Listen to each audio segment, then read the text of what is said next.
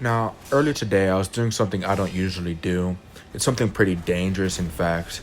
I was sitting down and I was thinking. Super dangerous thing, don't try it at home. So I was thinking to myself, what makes Sekiro so special as compared to the other Souls games?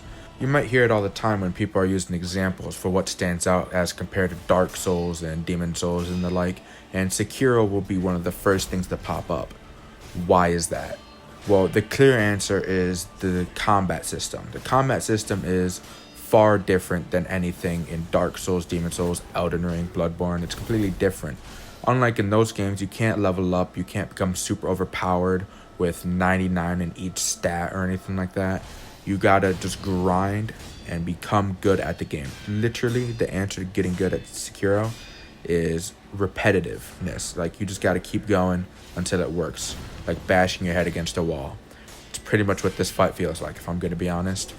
Now, Sekiro also has a very clear storyline. Dark Souls and Elden Ring and all that, it's all lore. You have to read items, figure out what the hell's going on. They'll give you a little introduction at the beginning, let you know what happened a little bit. But Sekiro, it tells you straight up what is happening, what will happen, and it's all written down in lore. Like, it straight up tells you what it is. It's a story, just like a Final Fantasy game. It's a story from beginning to end, and you're privileged to watch it, privileged to experience it. And you're gonna miss nothing so long as you pay attention, unlike Dark Souls, where nobody still knows what the fuck is happening and it's all speculation. Now, all this makes for a nice game, completely different from Dark Souls. But what's also different is how you kill bosses. Now, this ties back into the combat system. Instead of focusing on health bar, you're going to be focusing on posture and aggressive gameplay. You're going to want to push every single boss, basically, because you want to get that posture broken so you can get that fatal blow. In Dark Souls, it's all dodging, healing, and getting a hit in whenever you can. Sekiro, it's learning the boss moves so you can bum rush a boss and fuck him up. Obviously, there's cheeses to bosses. You can either use a few items to make a boss super easy, or you can outright skip a boss entirely by jumping outside of the map.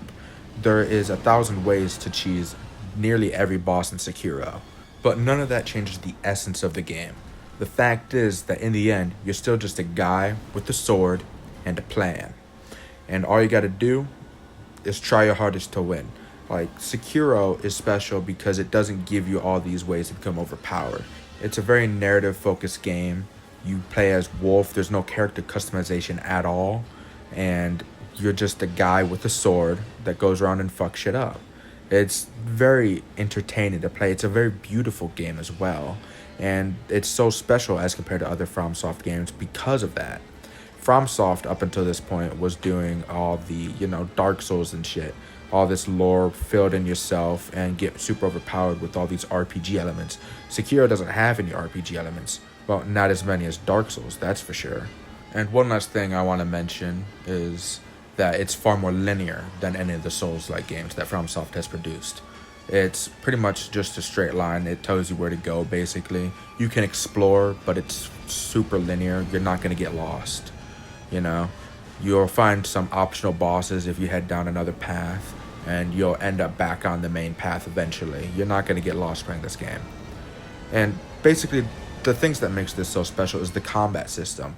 It was very unique at the time it came out. There's a few games like it now, but FromSoft, it was very unique and special for FromSoft to release this title when they didn't produce a game like this before. So it was a very nice game. It's still a very nice game. It's very beautiful. Fountainhead Palace is a dream to go through. And all of the bosses are unique. There's very few reused bosses throughout the game. And even when they are reused, it doesn't feel like a chore just to go through them, unlike the Stray Demon in Dark Souls 1. So anyway, that's pretty much just all I wanted to mention. And I spread it out through, 4.5 minutes? That's what I do best. Anyway. That's about it. Until next time. See ya. Subscribe to Sleepy Soul.